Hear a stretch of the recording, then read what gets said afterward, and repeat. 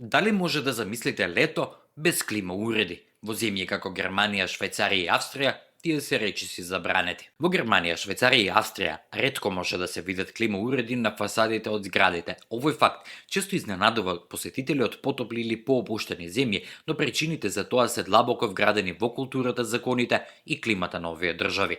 Прво, климата на овие земји традиционално била умерена. Летата биле кратки, со ниска влажност и прифатливи температури.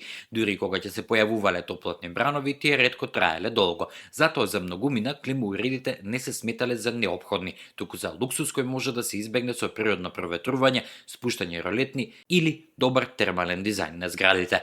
Второ, урбанистичките правила во овие држави се многу строги. Во голем број градови, особено во централните зони или во зградите со историска вредност, поставување на надворешни уреди како клими на фасадите е строго забрането и се регулира со закон.